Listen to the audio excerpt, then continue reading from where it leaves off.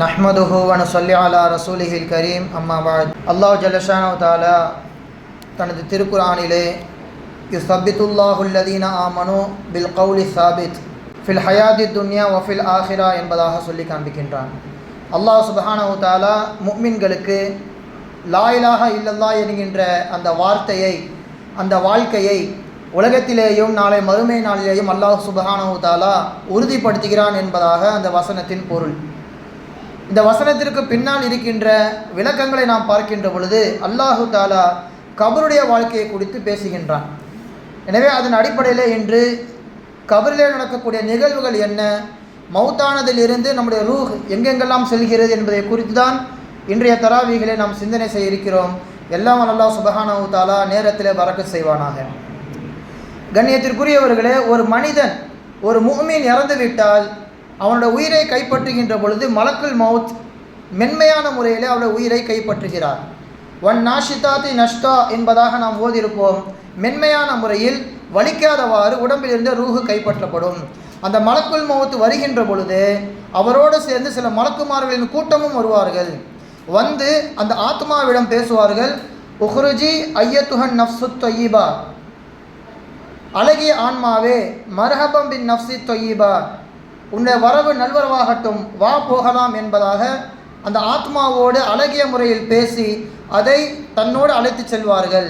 மட்டுமல்லாமல் உன்னின் மீது இரக்கம் காட்டக்கூடிய, உன்னின் மீது கோபமே படாத ஒரு இறைவன் உனக்காக வேண்டி காத்து கொண்டிருக்கிறான், வா போகலாம் என்பதாக அந்த மலக்கு அந்த நல்ல ஆத்மாவை அழைத்து கொண்டு செல்கிறது. முதல் வானத்திற்கு செல்லும் பொழுதும், இரண்டாம் வானம், மூன்றாம் வானம் என்று ஒவ்வொரு வானமாக செல்கின்ற பொழுது அங்குள்ள மலக்குமார்கள் எல்லாம் அந்த நஃப்ஸின் பெயரை சொல்லி, அந்த ஆத்மாவின் பெயரை கூறி வரவேற்கிறார்கள், வாழ்த்து தெரிவிக்கிறார்கள். இப்படி ஒரு வரவேற்பு கிடைக்கின்ற பொழுது அந்த ஆத்மா எவ்வளவு சந்தோஷப்படும். அந்த ஆத்மா சொல்லுமாம், ஹதீஸில் வருகிறது, கத்திமோனி கத்திமோனி, சீக்கிரம் விரைவாக என்னை அழைத்து செல்லுங்கள், நான் இறைவனை பார்க்க வேண்டும் என்று அந்த ஆத்மா சந்தோஷப்படுகின்றது. இப்படியே 7 வானங்களை கடந்து சென்றதற்கு பிறகு அல்லாஹ்வை சந்திக்கக்கூடிய வாய்ப்பு அந்த ஆத்மாவிற்கு கிடைக்கிறது.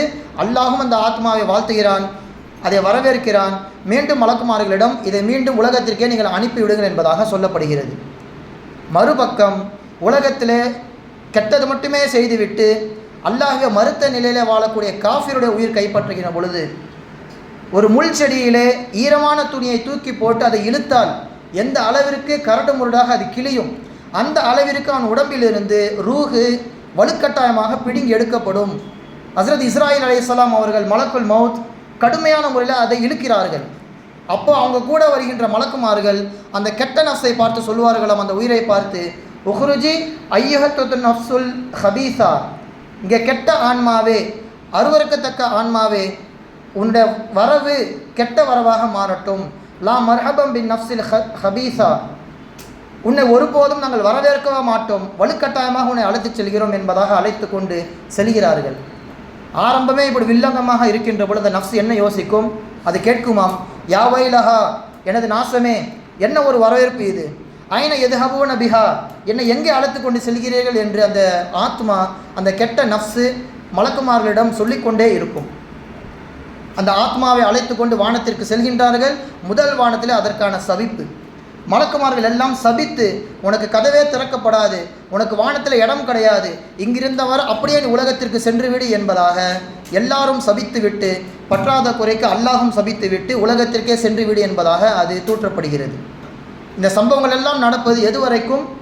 நம்ம அந்த சமயத்தில் தான் உலகத்தில் அந்த ஆத்மாவிற்கு, அந்த உடலுக்கு கசப்பு மாற்றி விட்டு குளிக்க ஊற்றி கொண்டிருப்போம். இந்த நிகழ்வு இங்கே நடக்கின்ற பொழுது ஆத்மாவிற்கான வேலைகள் இதுவெல்லாம் நடந்து கொண்டிருக்கிறது. இப்போ நல்ல ஆத்மாவும் கெட்ட ஆத்மாவும் மீண்டும் உலகத்திற்கே அனுப்பப்படுகிறது. கபரிலே இந்த உடலை கொண்டு வைத்தவுடன் ஒரு 40 அடிகள் உறவினர்கள் எல்லாம் சென்றதற்கு பிறகு இந்த ஆத்மா கபருக்குள்ளே வருகிறது. வந்தவுடன் நல்ல ஆத்மாவிடம் மலக்குமார்கள் கேள்வி கேட்கிறார்கள். சுலபமான 3 கேள்விதான். மன் ரப்புக்க, ஒமா தீனுக்க, மன் நபியுக்க, உன்னுடைய இறைவன் யார்? என்னுடைய இறைவன் அல்லாஹ். உன்னுடைய மார்க்கம் என்ன? தீனி அல் இஸ்லாம், என் மார்க்கம் இஸ்லாமிய மார்க்கம். இந்த நபரை குறித்து நீ என்ன சொல்கிறாய் என்பதாக மலக்குமார்கள் கேட்பார்கள். ஹாதா ரசூலுல்லா, இவர் இந்த உம்மத்திற்காக அனுப்பப்பட்ட ரசூல், இவரை நாங்கள் முழுமனதாக ஏற்கிறோம் என்று சொன்னவுடன் அந்த மலக்கு அவரை பாராட்டி விட்டு நரகத்தை முதலிலே காண்பிப்பார்கள். உனக்கு நீ கேட்ட கேள்விக்கு சரியான முறையில் பதில் சொல்லாமல் இருந்திருந்தால் நீ செல்ல வேண்டிய இடம் இது. ஆனால் அல்லாஹு தாலா நீ சொன்ன பதிலை பொருந்தி கொண்டு உனக்கு அல்லாஹு தாலா சொர்க்கத்தை தருகிறான் என்று சுவனத்தின் கதவுகள் திறக்கப்படுகிறது. மறுபக்கத்திலே கபர் அவரிடத்திலே பேசுகிறது, உலகத்திலே சுற்றி திரிந்தவர்களில் மிகவும் விருப்பத்திற்குரிய நபர் நீ, இப்போது என்னிடத்திலே வந்திருக்கிறாய், நான் உன்னை நல்லபடியாக பார்த்து கொள்ளப் போகிறேன் என்று சொல்லி கபர் அவருக்காக வேண்டி விசாலமாகி கொண்டே செல்லும், பார்வை எட்டும் தூரம் வரைக்கும். மட்டுமல்லாமல் சுவனத்தின் கதவுகள் திறக்கப்படுகிறது. கியாமத் நாள் வரைக்கும் அவருக்கு சொல்லப்படுமாம், நம் நௌமத்தில் அரூஸ், ஒரு மாப்பிள்ளை தூங்குவதை போன்று கியாமத் நாள் வரைக்கும் நிம்மதியாக தூங்கிக் கொண்டே இரு, ராஜாவை போன்று நீ கபரிலே தூங்கிக் கொண்டே இரு என்பதாக கபரிலே அவருக்கு சொல்லப்படும். இப்போ வானத்திலிருந்து திருப்பி அனுப்பப்பட்ட கெட்ட ரூஹு உலகத்திலே அந்த உடம்பிற்குள்ளே வருகின்ற பொழுது அதை நோக்கி சொல்லப்படுமாம், உன்னுடைய இறைவன் யார், உன் மார்க்கம் என்ன, உன்னுடைய நபி யார் என்று கேட்கும் பொழுது எல்லாவற்றிற்கும் லா அதிரி, நீங்கள் கேட்ட கேள்வி எனக்கு புரியலை என்பதாக அந்த ஆத்மா சொல்லும். கேள்வி தெரியல என்பது வேறு, கேள்வியே எனக்கு புரியலை என்பதாக அந்த ஆத்மா சொல்லுமாம். அப்போ மலக்குமார்கள் சொல்லுவார்கள், நீ செல்ல வேண்டிய இடம் இதுதான், சொர்க்கத்தை காண்பிக்கப்படும். நீ சரியான முறையிலே பதில் சொல்லியிருந்தால் நீ சொர்க்கத்திற்கு செல்ல வேண்டி இருக்கும். ஆனால் நீ கேள்வியே புரியவில்லை என்று சொல்லிவிட்டாய், எனவே நீ செல்ல வேண்டிய இடம் நரகம் என்பதாக நரகத்திற்குண்டான இடம் அவருக்கு காட்டப்படும்.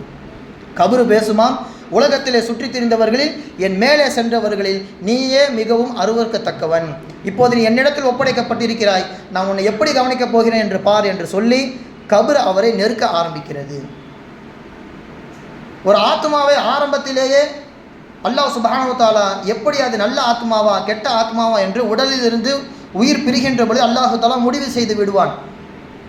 அதனால தான் உயிர் கபரிலே கொடுக்கப்பட்டவுடன் ஒரு 40 அடி நாம் கடந்து சென்றதற்கு பிறகு அதற்காக வேண்டி துவா செய்கின்றோம். கேட்கின்ற கேள்விக்கு உடனுக்குடனே பதிலளிக்க வேண்டும், திகைப்பில் அது இருக்கக்கூடாது என்று அந்த மையத்திற்காக வேண்டி நாம் அல்லாஹ்விடம் பாவ மன்னிப்பு கேட்கிறோம், அதற்காக வேண்டி சிபாரிசு செய்கின்றோம். அப்போ அந்த கெட்ட ஆத்மாவுக்கு உயிர் கொடுக்கப்படுகிறது, கேள்விக்கான பதில் தெரியவில்லை, அங்கிருந்து அதற்கான அதாபு ஆரம்பிக்கிறது. நீ கேட்ட கேள்விக்கு பதில் சொல்லவில்லை, எனவே கபரு நெருங்குகிறது, நரகத்தின் கதவுகள் திறக்கப்படுகின்றது. இதுவெல்லாம் சொல்லி முடித்ததற்கு பிறகு அவருக்கு சொல்லப்படுமாம், சும்ம யுவ்ரபு மி மித்ரகத்தி மின் ஹதீதின் தர்பத்தம் பைன உதுனைஹி, இரும்பாலான சுத்தியலை கொண்டு அவருடைய காதுகளிலே அடிக்கப்படும். அடித்த அடியிலே அவர் அலறுவார். ஃபயஸீஹு ஸைஹத்தன் யஸ்மஉஹா மின் மன் யலீஹி இல்ல ஸகலைன், அவருடைய அந்த அழுகுரலில், அவருடைய அந்த கதறலில் பக்கத்து கபரில் இருப்பவர்களும் அலறுவார்களாம். உலகத்தில் உள்ள எல்லா ஜீவராசிகளும் அந்த சப்தத்தை கேட்கும். இல்ல ஸகலைன், மனிதர்களையும் ஜின்களையும் தவிர்த்து. அவர்களுக்கு கபரின் சவுண்டு கேட்காது, கேட்டுவிட்டால் மனிதன் என்னைக்கோ வஃபாத்தாகி விடுவான். ரசூலுல்லாஹி ஸல்லல்லாஹு அலைஹி வஸல்லம் அவர்கள் ஒரு கபரை கடந்து செல்கின்ற பொழுது செடியை உடைத்து அந்த கபரில் நட்டு வைப்பார்கள். ஏன் என்று காரணம் கேட்க, இவர் சிறுநீர் கழித்து விட்டு சரியாக சுத்தம் செய்யவில்லை, அவருடைய கபரிலே கெஞ்சுகின்ற சப்தம் எனக்கு கேட்கிறது என்று ஸல்லல்லாஹு அலைஹி வஸல்லம் அவர்கள் சொல்லி காண்பிப்பார்கள். ஒரு சின்ன சின்ன விஷயங்கள் தான் நம்முடைய கபரு வேதனையை அந்த இடத்துல உறுதிப்படுத்துகின்றது. நாம் நம்மை பரிசுத்தப்படுத்திக் கொள்ள வேண்டும். அப்போ அவருடைய அந்த அழுகுரலை, கதறல்களை உலகம் முழுக்க எல்லாம் கேட்கின்றது, மனிதனை தவிர்த்து. ஒருவேளை மனிதனுக்கு கேட்க வைத்து விட்டால் என்ன நடக்கும்? ரசூலுல்லாஹி ஸல்லல்லாஹு அலைஹி வஸல்லம் அவர்கள் சொல்கின்றார்கள், நான் நினைத்தால் அல்லாஹ்விடத்தில் துவா செய்து உங்களுக்கு கேட்க வைக்க முடியும். ஆனால் அப்படி நான் செய்து விட்டால் எங்கே நம் உறவு முறை, நம் அம்மாவோ அத்தாவோ தங்கச்சியோ அண்ணனோ கபருக்கு சென்று விட்டால் அவர்கள் அனுபவிக்கின்ற வேதனை நம் காதுகளினால் கேட்போமே என்று அடக்கம் செய்யாமலே நீங்கள் போய்விடுவீர்கள். வீடுகளிலேயே நீங்கள் மையத்தை வைத்து விடுவீர்கள். அந்த ஒரு அச்சம் மட்டும் எனக்கு இல்லை என்றால் நான் எல்லோருக்கும் யுஸ்மிஆக்கும் மின் ஆதாபில் கபரில்லதி அஸ்மஉ மின்ஹு, நான் கேட்கின்ற எல்லாவற்றையும் உங்களும் கேட்க வைத்திருப்பேன். அதனால் தான் ஸல்லல்லாஹு அலைஹி வஸல்லம் அவர்கள் வாழ்க்கையிலே அழுகை அதிகமா சிரிப்பு அதிகமா என்று நீங்கள் கணக்கெடுத்து பார்த்தால் அழுகை தான் அதிகமாக இருக்கும். நான் கேட்காதவற்றையெல்லாம் அவர்கள் கேட்கின்றார்கள். லவ் தஅலமூன மா அஅலமு, நான் அறிந்தவற்றையெல்லாம் நீங்கள் அறிந்திருந்தால் லஹித்தும் கலீலா, குறைவாக சிரிப்பீர்கள், வல பகைத்தும் கசீரா, அதிகமாக அழுவீர்கள் என்பதாக சொல்லி காட்டுவார்கள் ரசூலுல்லாஹி ஸல்லல்லாஹு அலைஹி வஸல்லம் அவர்கள். அப்போ இந்த கொடிய கபரின் வேதனையை விட்டும் நாம் எப்படி பாதுகாத்துக் கொள்வது? அல்லாஹ் சுப்ஹானஹு வ தஆலா கெட்டவனுக்கும் காஃபிருக்கும் கொடுக்கின்ற வேதனைகளில் அந்த கபரில் கொடுக்கின்ற வேதனை அவனை ஒரு வழியாக்கிவிடும். தின்னீன் என்று சொல்லப்படுகின்ற 99 வகையான பாம்புகள் கபரிலே சாத்தப்படுகிறது. 99 வகையான பாம்புகளில் ஒவ்வொரு பாம்புக்கும் 7 தலைகள் இருக்கும் என்பதாக ரசூலுல்லாஹி ஸல்லல்லாஹு அலைஹி வஸல்லம் அவர்கள் சொல்லி காண்பிக்கிறார்கள். அது அவரை கியாமத் நாள் வரைக்கும் எல்சஊனஹு, அவரை கொத்திக்கொண்டே இருக்கும், அவருடைய தாடைகளை கடித்து கொண்டே இருக்கும் கியாமத் நாள் வரைக்கும். அது ஒரு பாம்பை குறித்து சொல்லப்படுகிறது. அந்த பாம்பின் ஒரு விஷம் இந்த உலகத்திலே சிந்திவிட்டால், ஒரு டிராப், ஒரு சின்ன துளி சிந்திவிட்டால் உலகத்தில் எந்த ஒரு மரமும் இருக்காது, புற்பூண்டு கூட முளைக்காது, எல்லாம் தரமட்டமாகிவிடும். அப்படிப்பட்ட அந்த பாம்புகள் 99 அவர் மீது சாட்டப்படும். கியாமத் நாள் வரைக்கும் அவரை தீண்டிக் கொண்டே இருக்கும். ஒரு பாம்பு ஒரு கொத்தினாலே 7 பூமிக்கு அடியில் அவர் சென்று விட்டு வருவார். 99 வகையான பாம்புகள் என்றால் நீங்கள் சிந்தித்து உணர வேண்டும் கண்ணியத்திற்குரியவர்களே. அல்லாஹ் சுப்ஹானஹு வ தஆலா இவ்வளவு வேதனைகளையும் சொல்லிவிட்டு ஸல்லல்லாஹு அலைஹி வஸல்லம் அவர்கள் மூலமாக அதற்கான தீர்வுகளையும் நமக்கு சொல்லியிருக்கிறார்கள். கபரின் வேதனையை விட்டு உங்களுக்கு பாதுகாப்பு கிடைக்க வேண்டுமா? அதிகமாக இந்த துவாவை ஓதுங்கள். அல்லாஹும்ம இன்னி அஊது பிக மின் அதாபில் கபர். யா அல்லாஹ், நான் உன்னிடத்தில் இருந்து கபரின் வேதனை விட்டும் பாதுகாப்பு தேடுகிறேன். இது முதலாவது. இரண்டாவது, யார் சூரத்துல் முல்க் தபாரக்கல்லதி சூறாவை ஓதுகிறாரோ மனஹு தாலிக மின் அதாபில் கபர், கண்டிப்பாக அந்த சூரத்துல் முல்க் கபர் வேதனை விட்டும் அவரை பாதுகாக்கும் என்பதாக சொல்லி காண்பிக்கிறார்கள். எனவே கண்ணியத்திற்குரியவர்களே, எல்லாம் அல்லாஹ் சுப்ஹானஹு வ தஆலா கபரின் எல்லா விதமான முசீபத்துகளை விட்டும் நம்மை பாதுகாப்பானாக. கபரிலே கேட்கின்ற எல்லா விதமான கேள்விகளுக்கும் உடனுக்குடனே பதில் தந்து கியாமத் நாள் வரைக்கும் நிம்மதியாக உறங்கக்கூடிய தௌஃபீக்கினை நம்மவருக்கும் நம்மை விட்டு வஃபாத்தாகிவிட்ட அனைவருக்கும் அல்லாஹு தஆலா நசீபாக்குவானாக. வா ஆஹிரு தஅவானா அல்ஹம்துலில்லாஹி ரப்பில் ஆலமீன். அஸ்ஸலாமு அலைக்கும் வரஹ்மத்துல்லாஹி வபரகாத்துஹு.